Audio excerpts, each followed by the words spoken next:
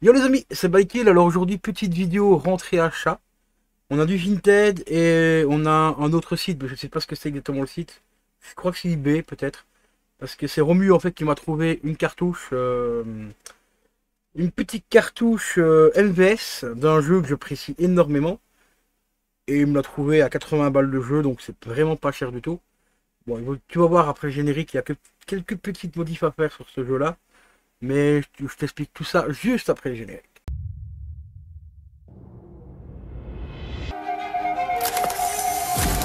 Je vous ai sûrement déjà parlé de mon état.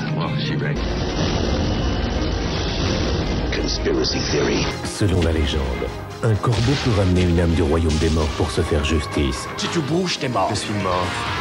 Et pourtant, je bouge. The Crow. Au fait, pourquoi t'es venu ici? Ma mère devait obtenir une clause d'éloignement contre mon beau-père. Il a des problèmes émotionnels. Oh, j'en ai moi aussi. Quel genre de problème émotionnel il a? J'ai un nouvel ami. Réel ou imaginaire? Réveille-toi, Denis. Imaginaire.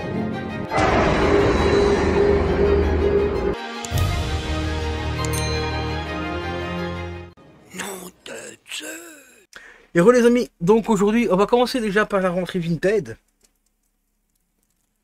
Un magnifique, encore une fois, enfin dossier de presse ici, de Donnie Darko, hein, vous savez mon amour pour ce film, voilà. Le dossier de presse de Donnie Darko. Là je commence à être bien en dossier de presse, hein, j'ai rentré vraiment des pépites, n'hésitez pas à aller voir les vidéos précédentes, j'ai rentré récemment le dossier de presse quand même de The Crow. En français les gars, The Crow. Celui-là c'est le plus cher, hein. Il m'a coûté 40 balles. Bah, à lui tout seul il coûte tout le prix que j'ai mis pour les autres. Celui-ci je ne sais plus exactement combien je l'ai payé, je crois que j'ai payé une dizaine d'euros. Je vais te dire ça dans 2 petites secondes, je vais me connecter sur Vinted vite fait. Alors celui-là il me revient à 15 balles avec les frais. 15 euros avec les frais, mais ça reste encore très correct parce qu'il est dans un état mais vraiment impeccable. Ah, et pour ceux qui se demandent qu'est-ce que c'est mes pochettes que j'utilise pour les ranger dedans et tout, c'est tout simplement des petites pochettes de BD. Voilà, pochettes transparentes comme ça, pour ranger des BD, format BD classique. Mais par contre, elles sont hyper profondes. Enfin, tu vois, quand tu les ouvres comme ça, tu peux mettre des BD assez grosses dedans. Tu vois, on a quand même une grande ouverture ici.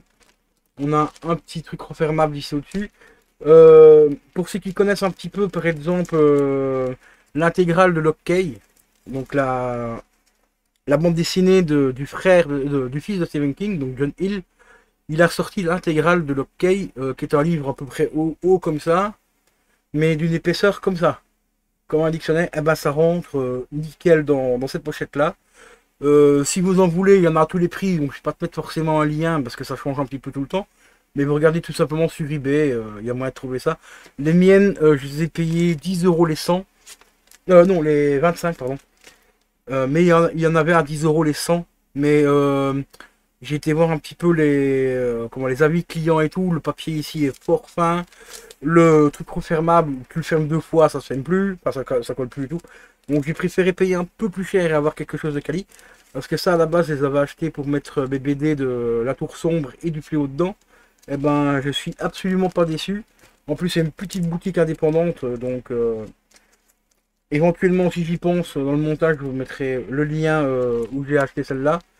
Elles sont pas, enfin, elles sont assez un peu chères, bon, c'est un peu un euro, je vais dire 1,25 €, voire 1,50 € la pochette. Mais la qualité est là. En plus, on a un tout petit trou ici que les autres n'ont pas. Et ça, ce petit trou-là, c'est hyper important.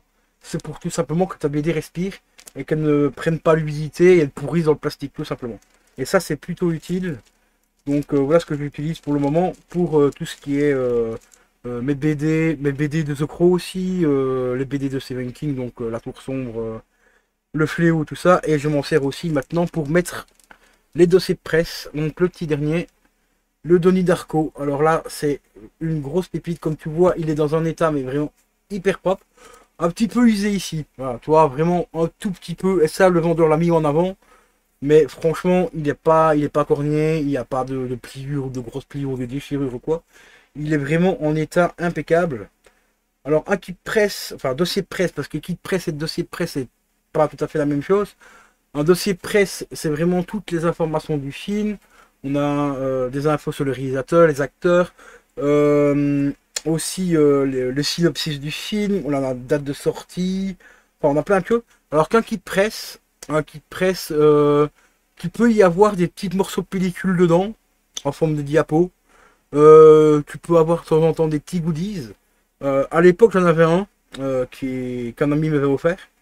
Malheureusement je ne l'ai plus parce que j'ai dans les déménagements et tout, on me l'a volé celui-là. Et ça me fait bien chier parce que c'était un kit presse qui aujourd'hui cote vraiment beaucoup. C'était tout simplement le kit presse de Titanic.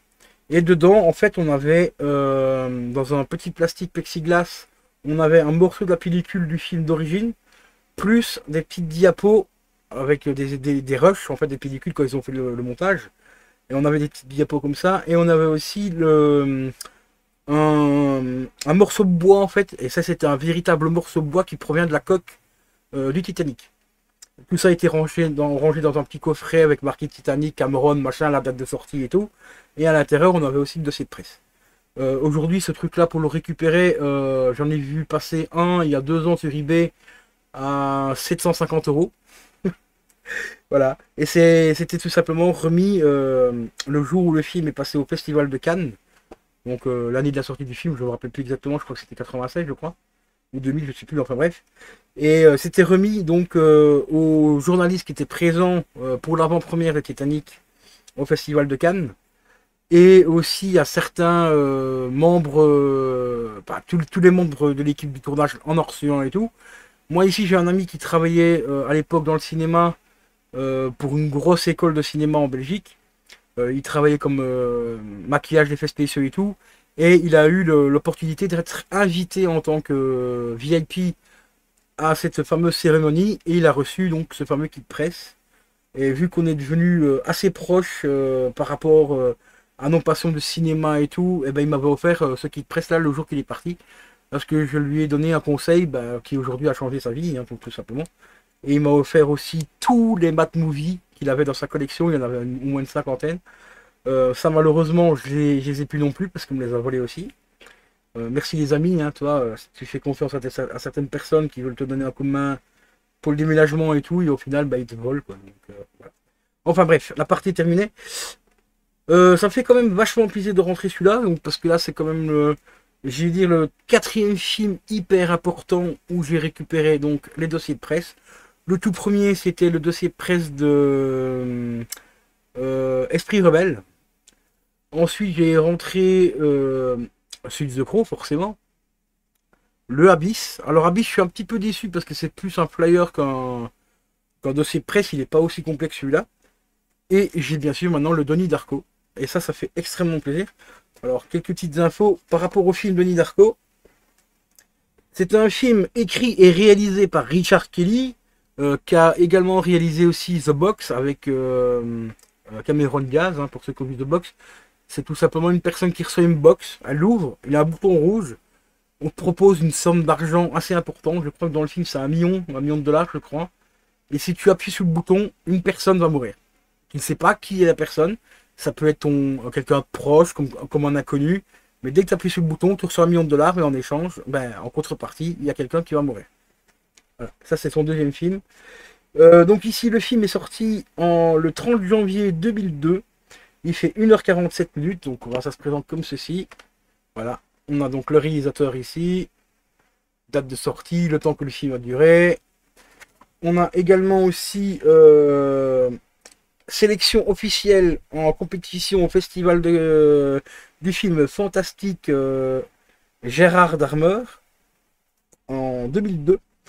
Après on a distribution Métropolis, machin et tout. Ensuite, sur la page suivante, hop, voilà, ça se présente comme ceci. On a quelques petites photos avec une ambiance un petit peu particulière comme dans le film ici. Et là on a l'histoire du film. Dans certains dossiers de presse, c'est marqué la synopsis. Là, ici, c'est marqué l'histoire. Et là, d'autres qui marquent synopsis. Ça dépend un petit peu l'envie de la personne qui crée les dossiers de presse. Hein, tout simplement. Ici, on a note de production, toujours avec des photos tirées du film. Les notes de production. On a également, devant la caméra, Donc là, c'est plus par rapport aux réalisateurs, ou aux acteurs plutôt. Je l'ai pas encore lu, donc je sais pas exactement de quoi ça parle. Hein, donc voilà. Donc ici, ouais, c'est par rapport aux acteurs. Donc là, on retrouve tous les acteurs. Donc on a ici, j'ai pas écorché son nom, je vais te mettre son nom. Là, c'est la sœur de Donnie Darko, Samantha. D'ailleurs, ils ont fait un film sur elle, hein, Samantha Darko, qui est beaucoup moins bien que Donnie Darko, mais qui est quand même pas mal parce qu'on apprend encore un petit peu par rapport au film Donnie Darko. Mais bon, c'est une suite, on va dire, un peu commerciale. Hein. C'est pas une dinguerie, il est entièrement passable, même si on apprend quelques petits détails par rapport au film Donnie Darko. Voilà, ici, c'est les autres acteurs. Donc, on a Donnie Darko, bien sûr, forcément. On a aussi Rose Darko, on a Elisabeth Darko, donc ça c'est la mère et la... Attendez, Rose Darko, je crois que c'est la mère. Et non, Elisabeth Darko, ça c'est la mère. Et Rose Darko, je ne sais plus qui c'est. Je ne me rappelle plus. Et James Duval, ici, James Duval, c'est tout simplement l'acteur qui fait le lapin, ici, qui s'appelle Frank. Donc lapin charismatique hein, dans le film. Ensuite, on a les autres acteurs. On a Patrick Swayze aussi qui fait un pseudo-psy qui donne des conseils aux jeunes dans les écoles et tout. Et au final, on apprend que bon voilà, c'est un homme à éviter de toute urgence. Ensuite, on a aussi Drew Barrymore. Et oui, Drew Barrymore qui joue dedans. Et ça, c'est cool. C'est surtout un peu grâce à elle aussi qu'on a eu le film. Car au début que Donnie Darko, enfin que le réalisateur a proposé le scénario de Donnie Darko, il y a beaucoup de maisons de production qui ont refusé le film parce qu'ils disaient non, ça va jamais marcher, patati et patata. Et les investisseurs n'étaient pas chauds non plus pour donner de l'argent pour créer ce film. Et c'est la société en fait de Drew Barrymore qui a accepté de financer le film. Donc encore un grand merci à elle, parce que grâce à elle, on a pour moi un chef-d'œuvre. Je sais qu'il y a certains youtubeurs cinéma, bon, pour ne pas les citer, qui n'aiment pas ce film. Hein. C'est un monsieur qui a une grande barbe. Et oui, c'est monsieur d'étoiles et des poils. Je sais que tu n'aimes pas du tout Donnie Darko. Alors je sais pas pourquoi tu n'aimes pas plus que ça. Je me rappelle pas que tu avais expliqué la raison pour laquelle tu n'aimais pas ce film. Mais pour moi, c'est un... Je vais pas dire que c'est un chef-d'œuvre non plus, mais c'est un film qui fait en sorte qu'on se pose beaucoup de questions par rapport à la vie et ainsi de suite, et aussi à la mort, hein, parce que ça parle aussi de la mort. Et ici, on a tout un article sur le réalisateur, justement, donc derrière la caméra. Donc celui-là, il est vachement complet quand même, on a plus de 20 pages. On a encore tout ça ici, avec d'autres photos du film. Et ici, on a tout simplement la fiche artistique, voilà, très grosse fiche artistique ici. Donc on a tous les le metteur en scène, le cadreur et ainsi de suite. On a le producteur, le scénariste, le réalisateur, le producteur exécutif, directeur de la photographie, le chef décorateur, le chef costume des costumes, quoi, tout simplement. Le compositeur, enfin on a plein d'infos. Donc si tu veux savoir c'est qui a fait la composition de la musique, eh ben, c'est marqué là-dedans. Donc c'est vraiment une petite pépite pour avoir plus d'infos sur ce film.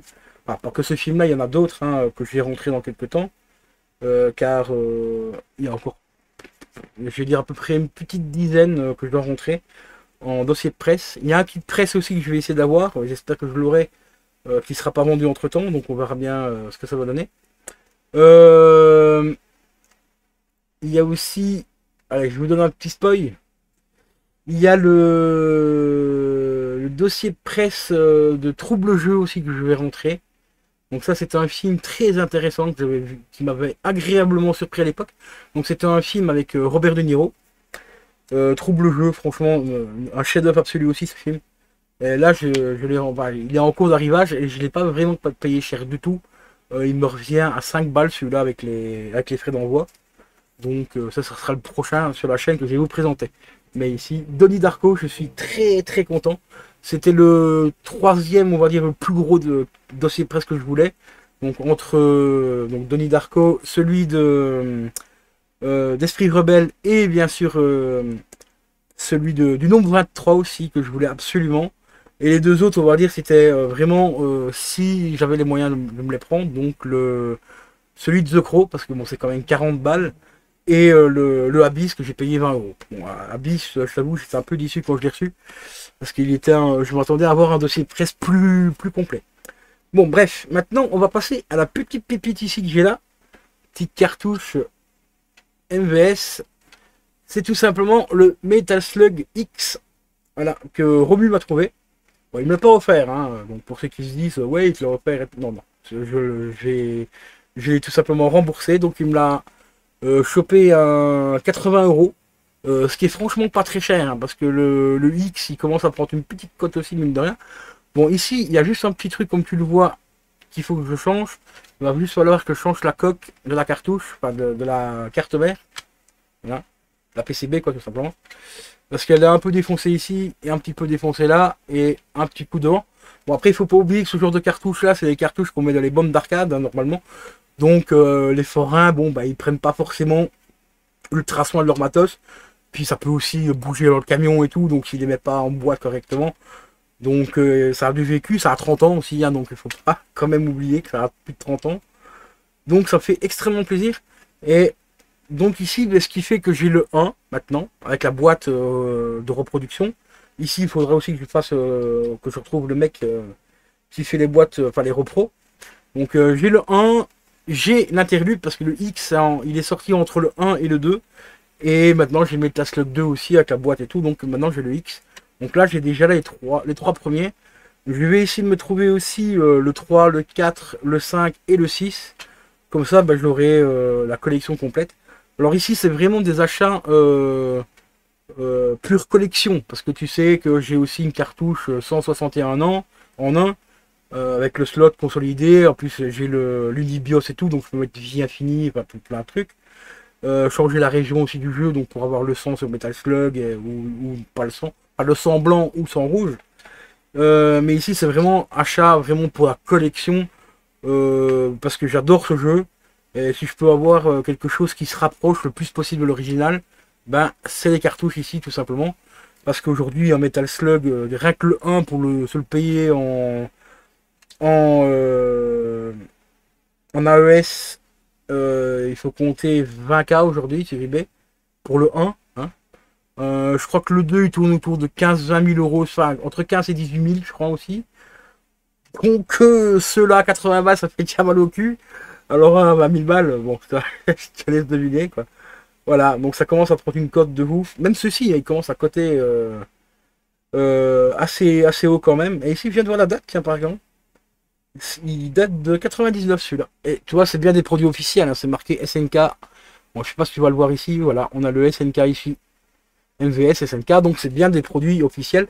Sauf que ici, c'est plus, la cartouche est plus adaptée pour les bornes d'arcade que pour la Neo Geo de salon. Quoi, tu vois. Voilà. C'est à peu près la grosse différence que je peux t'expliquer parce que je n'y connais pas assez encore en Neo Geo pour t'expliquer mieux. Mais en gros, c'est ça, quoi. On a une version arcade et la version salon, on va dire. Mais les versions salon aujourd'hui, c'est pratiquement intouchable. Sauf si tu remportes l'Euro Million aujourd'hui qui est à 40 millions d'euros. À ce moment-là, je me fais une pièce dédiée, je m'achète une Neo Geo, la borne et tout ce qui va bien. Et je me prends le full set directement, comme ça je me casse plus la tête. Hein. Voilà. Mais bon, pour ça, il faudrait déjà que je joue à l'Euro Million. Et que je remporte donc le gros lot, 58 millions les gars. Ah, ça ferait du bien. Donc voilà une petite vidéo pour vous montrer un petit peu les achats aujourd'hui, donc les petites rentrées. Donc le Metal Slug X, donc ça fait extrêmement plaisir. Et bien sûr, le dossier de presse d'un film que j'affectionne particulièrement, le Donnie Darko. Et voilà les amis, c'était By Kill. Je vous dis à la prochaine, portez-vous bien, écoutez de la bonne musique, jouez à des bons jeux, et prenez soin de vous. Allez, ciao ciao.